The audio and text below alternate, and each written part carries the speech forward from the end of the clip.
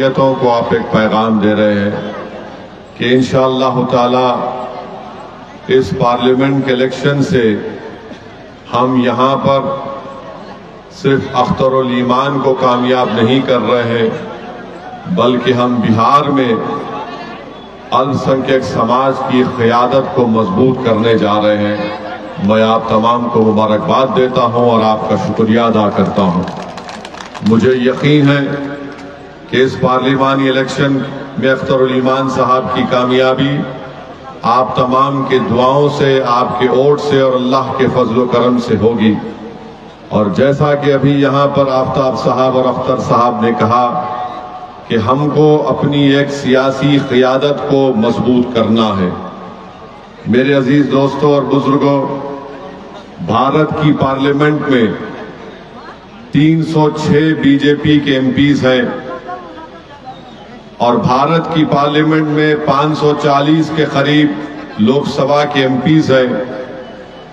नरेंद्र मोदी को मैंने एक मर्तबा नहीं कई मर्तबा खड़े होकर ये कहते हुए सुना कि छाती पर हाथ मारकर मोदी कहते हैं कि इस देश का सबसे बड़ा ओबीसी नेता मैं हूं।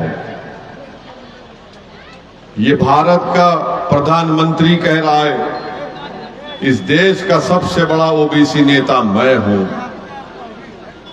आपने सुना कि राजद की तरफ से लालू प्रसाद यादव और अब तेजस्वी कहते हैं कि यादवों के हम सबसे बड़े नेता हैं। नीतीश कुमार पिछले 15 साल से कह रहे हैं कि हम कुर्मी और कुशवाहा के नेता हैं। रामविलास पासवान जब तक दुनिया में जिंदा थे, अब उनके फर्जन ये कहते हैं कि हम पासवान के नेता हैं।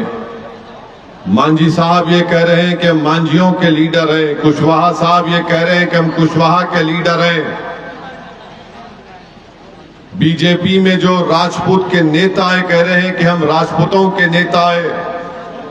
जो भूमिहार है वो कह रहा है कि हम भूमिहार के नेता हैं। मेरे अजीज दोस्तों और बुजुर्गों, ये जब सब कहा जाता है, कोई भी उन पर फिरका परस्ती का इल्जाम नहीं लगाता। जब मोदी कहता है मैं ओबीसी का नेता हूं, कोई ये नहीं कहता कि ये बी टीम है। जब लालू से लेकर तेजस्वी यादव ये कहते हैं कि हम यादवों के नेता हैं, तो कोई उनको बी टीम नहीं कहता, वोट कटवा नहीं कहता। जब ये तमाम नेता जिनके नाम मैंने आपके सामने रखे, ये सब ये कहते हैं कि हम अपनी अपनी बिरादरी के समुदाय के नेता हैं, तो कोई उन पर इल्जाम नहीं लगाता बी टीम है। और जब असदुद्दीन ओवैसी खड़े होकर कहता है कि मैं सीमांचल की जमीन पर बसने वाले गरीब और मजलूमों की इंसाफ की लड़ाई मजलिस इत्तेहादुल मुस्लिमीन लड़ेगी। अख्तरुल ईमान और आफ्ताब साहब यहां पर एक क़यादत बनाएंगे, हम चुनाव लड़ेंगे, तो सब मिलकर कहते हैं कि देखो ये वोट काटने के लिए आ रहा है। मेरे भाई बताइए, पिछले लोकसभा के चुनाव में 2019 के लोकसभा के चुनाव में बिहार में 40 लोकसभा की सीटें हम एक लड़े, तब भी नहीं कामयाब हुए और बाकी तमाम सीट पर एनडीए बीजेपी नीतीश कुमार जीत गए। कौन जिम्मेदार है इसका, आप बताइए। कांग्रेस 400 के करीब सीट लड़ी, 50 के करीब उनके एमपी जीत कर आए, इसका जिम्मेदार मैं हूं क्या? हम तो 3 लोकसभा की सीट लड़े। हैदराबाद की आवाम को सलाम, जिन्होंने हमको कामयाब किया मजलिस इत्तेहादुल मुस्लिमीन को। औरंगाबाद की आवाम को सलाम, जिसने 21 साल के शिवसेना के एमपी को हराकर इम्तियाज जलील को कामयाब किया।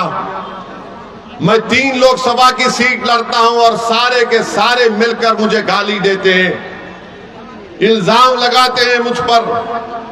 मेरे अजीज दोस्तों और बुजुर्गों, याद रखो, भारत की राजनीति में अगर आपको नाइंसाफी खत्म करना है, इंसाफ को हासिल करना है, अपने हक को हासिल करना है। तो जिस तरह आज आप इस स्वतंत्रता की सरजमीन पर हजारों की तादाद में जमा हुए, याद रखिए अगर आप 26 तारीख को पूरा किशनगंज एक होकर अख्तरुल ईमान को कामयाब करेगा, तो अख्तरुल ईमान की इनफरादी ज़ात की कामयाबी नहीं होगी, वो आपकी कामयाबी होगी, आपकी फिक्र की कामयाबी होगी और सीमांचल की कामयाबी होगी। ये काम आपको करना है। आपने बरसों सबको वोट दिया, मगर कभी आपने अपनी क़ियादत को मजबूत किया, कभी आपने अपने नेता को बनाया, कभी आपने अपनी आवाज को बनाया कि वो आवाज जाकर लोकसभा में आपके लिए लड़े, आपकी तकालीफ का जिक्र करे। मगर नहीं, हमको ये बोल दिया गया कि आप सिर्फ वोट डाल सकते हो, आप लालू की खिदमत करो, नीतीश की खिदमत करो, अब उनके बेटे की खिदमत करो। अरे कांग्रेस का आप कब से साथ दे रहे हैं बताओ मुझे? जब से मुल्क आजाद हुआ, जब से तो हम कांग्रेस का साथ दे रहे हैं, क्या मिला बताओ? अगर कांग्रेस इंसाफ करती तो क्या सच्चर कमेटी के रिपोर्ट झूठी होती? अगर कांग्रेस इंसाफ करती तो हम बाबरी मस्जिद नहीं खोते। याद रखो, जीबी पंत मुख्यमंत्री थे 1949 में, जब बाबरी मस्जिद के अंदर घुसकर उसकी बेहुरमती की गई, ताले खोले गए, तो कौन मुख्यमंत्री थे, प्रधानमंत्री थे बताओ? मेरे अजीज दोस्तों और बुजुर्गों, फसादात हुए, भागलपुर का फसाद हुआ। अगर भागलपुर के उस गोभी के खेतों को अल्लाह जबान देगा तो स्वतंत्रता की सरजमीन पर आज खड़े होने वाले लोगों से कहेगा कि सुनो, हमको काट कर दफना दिया गया और हमारी लाशों के ऊपर गोभी को उगा दिया गया। किसकी सरकार थी? जब मेरी थी, मैं मुख्यमंत्री था। आज आपको बता रहा हूं कि आज अगर ये समझ रहे हैं कि ये अंधेरा खत्म हो जाएगा फिरका परस्ती का, नहीं मेरे भाई, ये रात बड़ी लंबी रहने वाली है। ये रात बड़ी लंबी रहने वाली है। अगर मैं तुम्हारे सामने झूठ बोलकर चला जाऊंगा तो बड़ी नाइंसाफी होगी। इस रात को अगर हमको खत्म करना है, इस अंधेरे में अगर उजाला करना है, एक ही चीज कर सकती है पूरे भारत में। मैं पूरे भारत के मुस्लिम अक़लियत की बात कर रहा हूं। अगर तुम इस फिरका परस्ती के अंधेरे में रोशनी चाहते हो, अगर तुम ये मुस्लिम नफरत को खत्म करना चाहते हो, अगर तुम अपनी इबादत गाहों की हिफाजत करना चाहते हो, अगर तुम सामाजिक न्याय चाहते हो, तो याद रखो कोई पार्टी नहीं करेगी। तुमको शमा जलाना पड़ेगा और वो शमा तुमको अपने खून पसीने से जलाना पड़ेगा।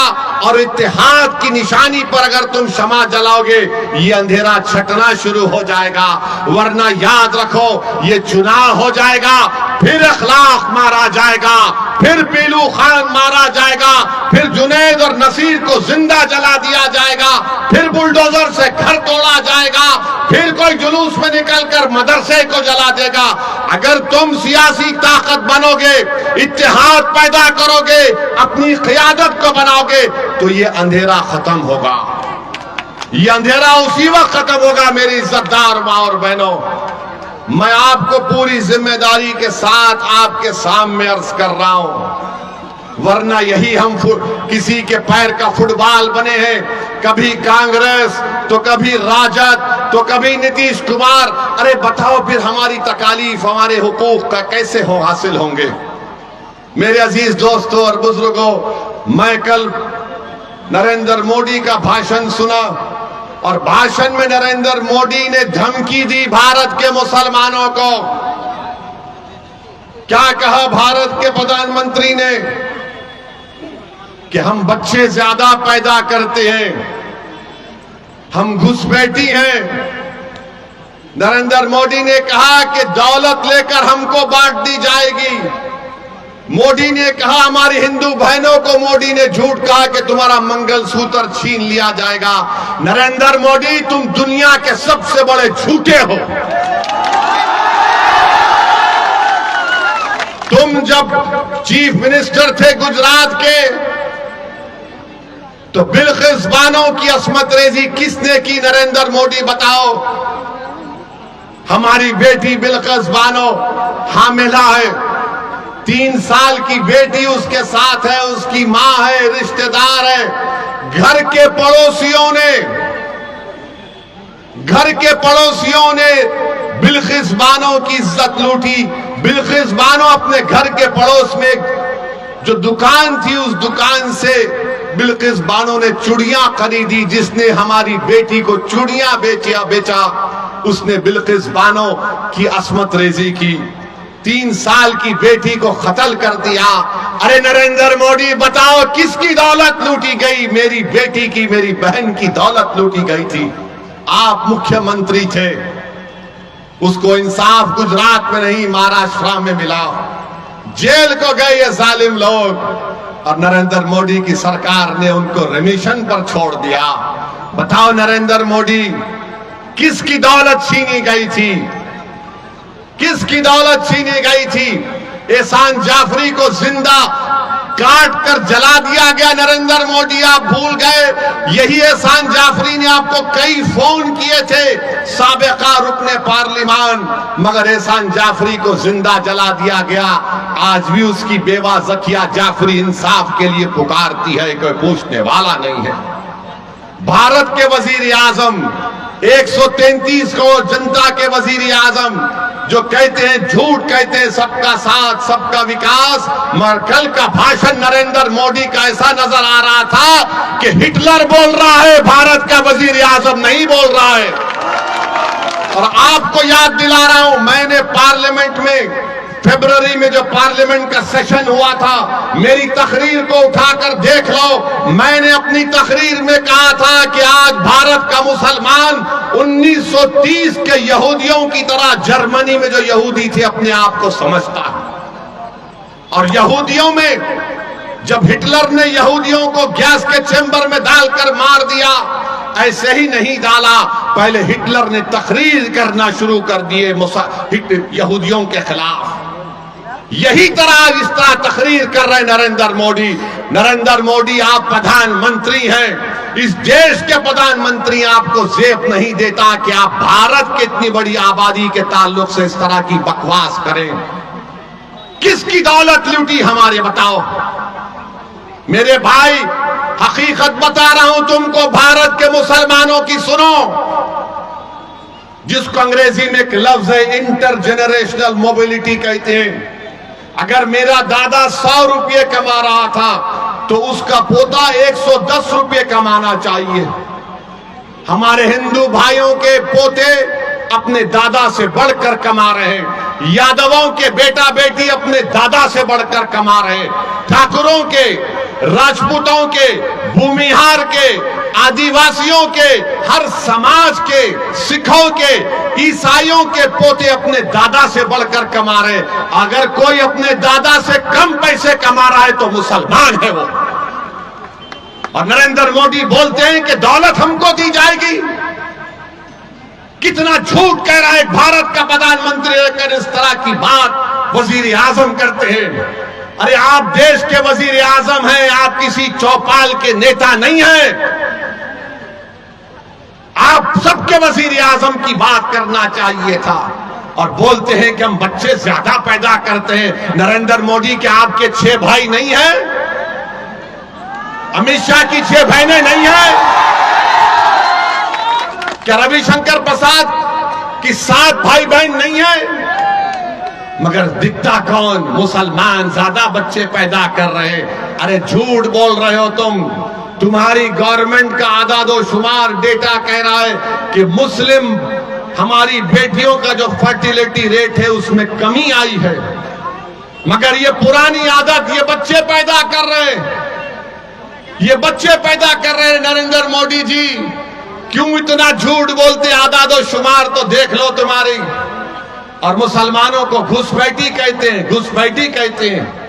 पार्लियामेंट में 10 मरतबा 10 साल में सवालात पूछे गए, बताओ कितने घुसपैठी भारत में आए? मोदी की सरकार के पास कोई जवाब नहीं था, कोई जवाब नहीं है। 10 मरतबा पूछा गया और बोलते हैं घुसपैठी आए। अरे कहां से आ रहे घुसपैठी? अरे घुसपैठी आ रहे तो मोदी तुम क्या चाय पीकर सो रहे थे? रोकना था उनको। नरेंद्र मोदी जी सुनो, घुसपैठी कहां पर है मैं तुमको बताता हूं। लद्दाख में 2000 स्क्वायर किलोमीटर पर चाइना की फौज भारत की जमीन पर कब्जा करके बैठी है। अरे मोदी तुम में दम है तो बोलो चाइना के खिलाफ। तुम कमजोरों को बदनाम करते हो, मुसलमानों को घुसपैठी कहते हो। अरे मोदी अगर ताकत है तो बोलो चीन कब्जा करके बैठा है। नहीं बोलेंगे चीन के खिलाफ, चाइना के खिलाफ बोलेंगे तो इनके पेट में दर्द शुरू हो जाएगा। मगर एक भारत का प्रधानमंत्री रहकर सबसे बड़ी अक़लियत को रुस्वा करने के लिए इस तरह का भाषण देते हैं। अफसोस होता है नरेंद्र मोदी के तुम भारत के वजीर आजम हो। किस तरह की वाहियात बात आपने की। अरे तुम्हारा झगड़ा किसी पार्टी से झगड़ा करो, मुखालिफत करो, मगर तुम भारत के वजीर आजम हो जिसमें 17 करोड़ मुसलमान हैं। इस तरह हमको जलील और रुस्वा करेंगे कि बच्चे पैदा करते हैं। अच्छा आपको बता रहा हूं, हायर एजुकेशन में, आला तालीम में 1,80,000 मुसलमान गायब है, नहीं है। कहां चले गए मोदी? ये क्यों मुसलमान हायर एजुकेशन से चले गए बताओ? नहीं बता पाएंगे। तुमने स्कॉलरशिप के पैसे खत्म किए, क्यों खत्म किए? हज की सब्सिडी थी, तुमने निकाला, अच्छा किया, मगर उसके पैसे हमारी बच्चियों की तालीम को देना था, नहीं देते। आपको मालूम दिल्ली में एक सुनहरी बाग की मस्जिद है, 200 साल पुरानी मस्जिद है, और जब कभी प्रधानमंत्री की गाड़ी जाती है उस रास्ते से, अगर जोहर का वक्त होगा तो उस वक्त जोहर की नमाज उस मस्जिद में नहीं होती। और मोदी कहते हैं कि हम बच्चे पैदा कर रहे हैं, हिंदू बहनों का मंगलसूत्र लूटकर मुसलमानों को दिया जाएगा, हम घुसपैठी हैं। मोदी जी सिखा नहीं तुमने 6 दिसंबर से कुछ, मगर बदनाम किया जा रहा। और याद रखो नरेंद्र मोदी जानते हैं सियासत को, इसीलिए बोल रहे हैं। अब आप और हम क्या करेंगे? क्या ओवैसी एक जज्बाती तकरीर करेगा और तुम जिंदाबाद नारे तकबीर के नारे मारकर घर जाकर सो जाओगे? नहीं। मैं आपसे इसलिए कह रहा हूं कि अब तब्दीली लाओ मेरे भाई, जागो मेरे भाई, उठो। ये वक्त उठकर अपने हक के लिए लड़ने का है। तुम ये समझे कि तुम्हारी लड़ाई यादव लड़ेंगे, तुम्हारी लड़ाई नीतीश कुमार लड़ेगा। अरे तुम्हारी लड़ाई कोई नहीं लड़ेगा। तुमसे सिर्फ वोट लिया और सत्ता में आ गए। अगर घर किसका जला तो मेरा जला, बेटा किसी का मरा तो मेरा बेटा मरा, किसी की बेटी की अस्मत लूटी गई तो मेरी बेटी की अस्मत लूटी गई, किसी इबादतगाह को तोड़ा गया तो मेरी इबादतगाह को तोड़ा गया। अरे मुझे बेबस कर दिया गया। ये तो अपने इख्तिदार के महलों में आराम से सो रहे। बताओ तुमने क्या हासिल किया? तुमने क्या हासिल किया? सोचो मेरी इस बात को। ये वक्त उठने का है, याद रखो। अगर आज आप नहीं उठेंगे, मैं सिर्फ सोनता की सरजमीन पर आज हजारों की तादाद में आप खड़े उनसे मुखातिब नहीं हो, बल्कि जहां कहीं भी अल्लाह अपने फजल करम से मेरी आवाज को पहुंचाएगा, मैं उनसे कह रहा हूं उठो। मैं मर जाऊंगा, मैं मरने को तैयार हूं, मगर बताओ इन बच्चों का क्या होगा जो आज उम्मीद लगाकर बैठे कि कल मुस्तकबिल हमारा होगा। मैं बार बार कह रहा हूं, इसीलिए बदनाम हो जाता हूं। लोग मेरी जबान से निकले अल्फाज को समझते हैं कि मैं नफरत को फैला रहा हूं। मैं किसी मजहब के खिलाफ ना था, ना कभी रहूंगा। मैं किसी हिंदू के खिलाफ नहीं था, मैं किसी दलित के खिलाफ नहीं था, मैं किसी आदिवासी के खिलाफ नहीं हूं। मैं कैसे किसी का खिलाफ हो सकता हूं जब मेरे रब की किताब का पहला जुमला क्या है? अरहमर राहिमीन। मैं कैसे किसी का खिलाफ हो सकता हूं? यकीनन मैं एक मुसलमान हूं, मैं किसी का खिलाफ नहीं हूं। मैं अपनी हक की बात कर रहा हूं, मैं अपनी आवाज को पैदा करने की बात कर रहा हूं। अगर नरेंद्र मोदी खड़े होकर कह सकता है कि मैं भारत के ओबीसी का नेता हूं, तो क्या अख्तरुल ईमान गए गुजरा अख्तरुल ईमान खड़े होकर नहीं कह सकता कि मैं सीमांचल का नेता हूं?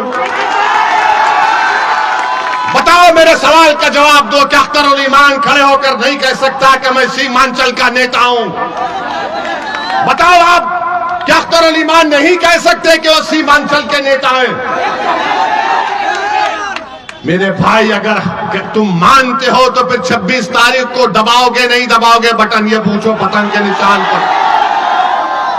अगर अख्तर अली मान सीमांचल का नेता है तो हाथ उठाकर बताओ, जहां जहां है हाथ उठाकर बताओ कि अख्तर अली मान सीमांचल का नेता है। और नेता को हम कामयाब करेंगे पतंग पर बटन दबाकर। करेंगे आप लोग? 26 तारीख को भूलेंगे तो नहीं? तो मेरे भाई, ये काम आपको, हमारी बहनों को, बुजुर्गों को करना है। अख्तर अली मान, अभी ठहरो, अभी खत्म नहीं हुआ, अभी ठहरे भाई साहब, रुकिए रुकिए रुकिए, बोलने दीजिए।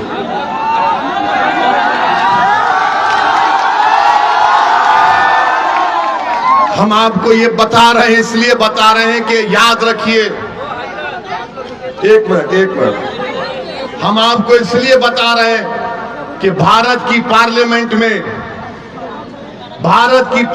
में मैं, इम्तियाज जलील, 2 लोग रह गए मेरे भाई। मैं आपके सामने हाथ फैलाकर अपने लिए नहीं, इन गरीब मजलूम अक़लियतों के लिए भीख मांग रहा हूं, जो सीमांचल के भी हैं और पूरे भारत के हैं।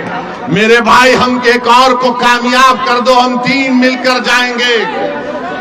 हम तीनों को, अख्तर ईमान को, इम्तियाज जलील को, असदुद्दीन ओवैसी को कामयाब कर दो मेरे भाई।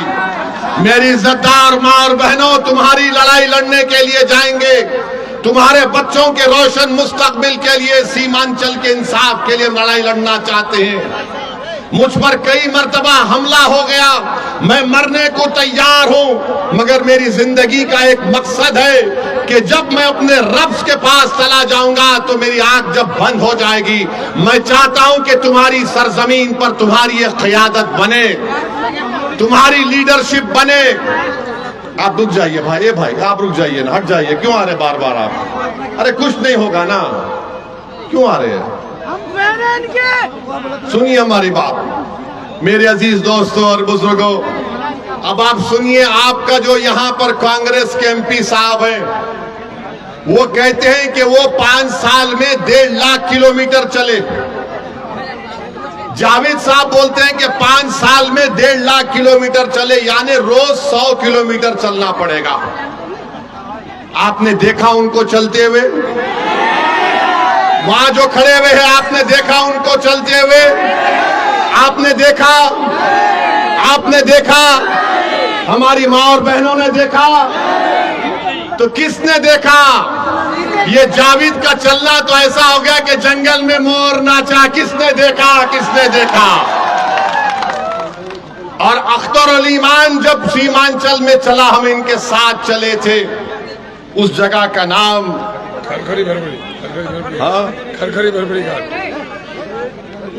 खरखरी भरभरी घाट में मैं और अख्तर अली मान चले। हम नदी में उतरे, 15 मिनट चले, हम सिर्फ 15 मिनट। कितनी देर चले? हम 15 मिनट चले तो तेजस्वी को डर लगने लगा, नीतीश को डर लगने लगा। हम 15 मिनट चले तो उस पर कितने करोड़ का ब्रिज आ गया? 67 करोड़ का ब्रिज आ गया। वहां पर अब तामीर शुरू हो रही है। अमूर में 200 करोड़ का ब्रिज आ गया। जावेद साहब, जब मर्द मोमिन चलता है ना, तो ताकत इक़्तिदार की कुर्सियों पर बैठने वालों को डर शुरू हो जाता है।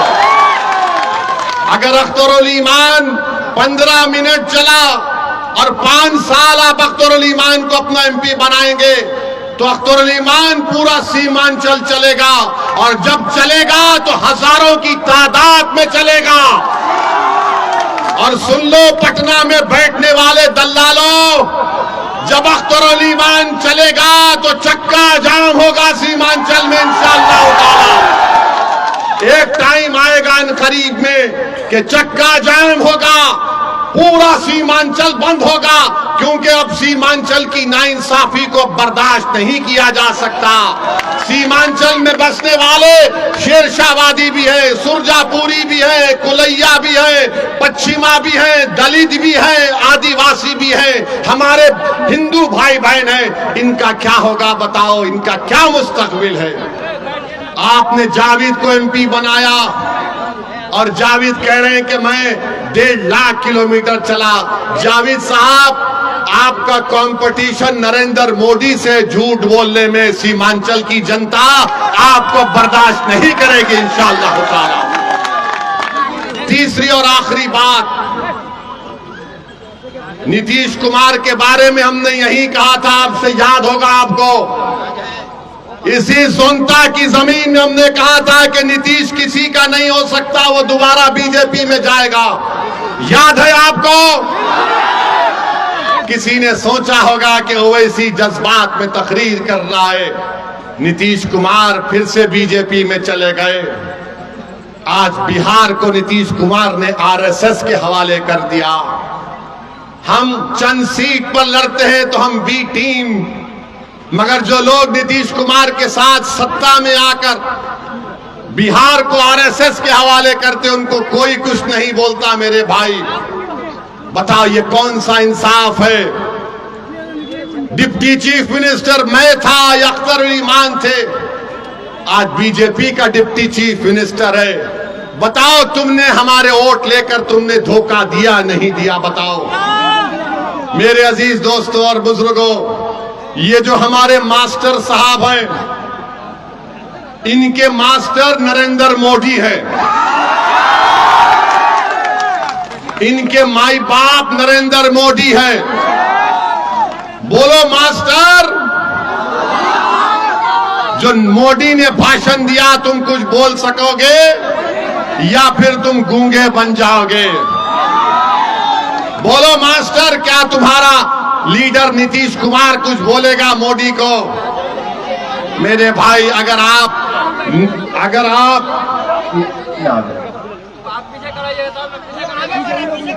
अरे देखने का इतना शौक है तो बार बार आऊंगा, मगर मेरी बात भी सुनो और अमल भी करो। अगर खुदा ना खास्ता मास्टर आपका एमपी बन गया और कल यूनिफॉर्म सिविल कोड का बिल आएगा तो मास्टर क्या करेगा? मास्टर बोलेगा जो बाप बोलेगा वही करूंगा। अगर अख्तर उल ईमान जीत के जाएगा तो अख्तर उल ईमान कहेगा ये यूनिफॉर्म सिविल कोड नहीं, मैं इसको फाड़ कर तेरे मुंह पर फेंकता हूं। मैं अपनी मजहब पर चलूंगा क्योंकि फंडामेंटल राइट मेरा है। अगर जावेद रहेंगे तो बोलेंगे आप बोलिए, आप बोलिए, आप बोलिए। तो मेरे अजीज दोस्तों और बुजुर्गों, मेरी आप तमाम से एक ही गुजारिश है कि 26 तारीख के दिन आप अपने के वोट का सही इस्तेमाल करिए। ये फिरका परस्ती का अंधेरा पूरे मुल्क को घेर लिया है। ये मुसलमानों से नफरत का तूफान पूरे मुल्क को घेर लिया है। मेरे भाई, अगर आप यहां से अख्तर उल ईमान को कामयाब करेंगे तो आप उस अंधेरी रात में एक जुगनू का काम करेंगे। उस अंधेरी रात में आप एक जुगनू का काम करेंगे और पूरे भारत के गरीबों को एक उम्मीद नजर आएगी कि चलो असदुद्दीन के साथ, इम्तियाज के साथ एक और हमारा शेर गया है। यहां से अख्तर उल ईमान की कामयाबी सिर्फ सीमांचल की आवाम की कामयाबी नहीं होगी, वो गरीब और मजलूम दलितों की कामयाबी होगी। वो गरीब जो पिछड़ा है, जो कमजोर है, उसकी कामयाबी होगी। तो मेरे अजीज दोस्तों और बुजुर्गों, हम आपसे यही अपील कर रहे हैं कि आप मुत्तहिद रहिए। 26 तारीख को अपना एक वोट पतंग छाप पर लगाइए और अगर जिस किसी के पास सेल फोन है उसकी लाइट को खोलिए। पूरे सेल फोन निकालिए, अपनी लाइट को खोलिए। चलो निकालो, लाइट को खोलो, वहां भी खोलिए प्लीज। बराए मेहरबानी अख्तर भाई, आपका भी फोन का लाइट खोलो। आफ्ताब साहब, आपका भी लाइट खोला जाए। तुम सब खोलो अपना अपना लाइट, उधर भी खोलो। अब आप ये तस्वुर करो कि ये पूरा अंधेरा है, फिरका परस्ती है, इखलाक, पीलू खान, बाबरी मस्जिद, ये जो तुम रोशनी जलाए हो, ये उम्मीद की रोशनी तुम आज जलाए हो सोनता की सरजमीन पर।